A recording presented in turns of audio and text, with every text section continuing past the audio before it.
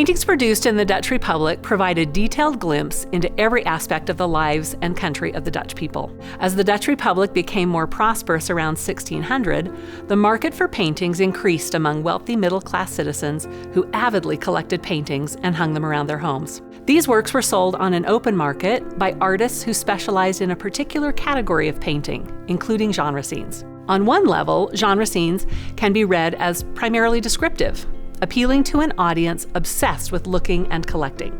After all, this was an age of observation, and the Dutch were leaders in the field of optical devices, including the invention of the telescope and the microscope. The mid-17th century was also a time of prosperity, following the Dutch Republic's official independence from Spain. Viewers would have found great delight in images that reflected the realism of their social and physical environments. On another level, these genre scenes can be read as moralizing.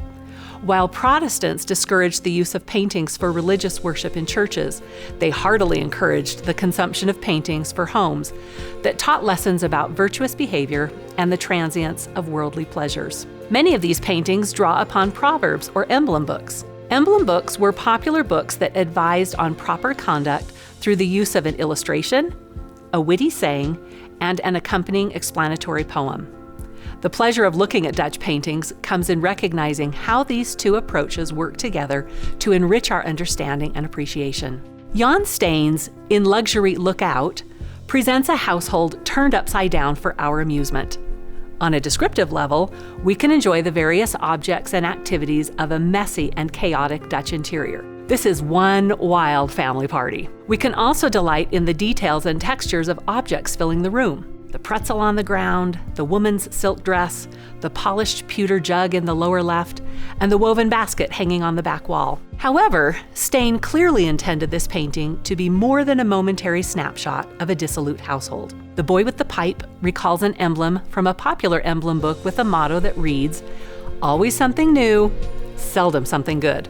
Smoking, which was initially tolerated as a foolish pastime in the Dutch Republic, was soon regarded as degenerate. Animals are included here as references to familiar proverbs about folly.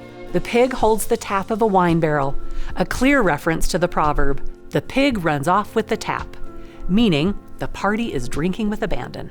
Throwing roses before the swine refers to wastefulness. The monkey stopping the clock reminds the viewer of the proverb, "In folly, time is forgotten." And a duck's quacking was a way of referring to someone's nonsensical banter. In case the viewer overlooks these overt visual references to proverbs, Steen includes a written proverb on the blackboard in the right foreground that translates, "In luxury, look out." The warning here is that wealth and moral behavior must be attended to because fortunes can change quickly.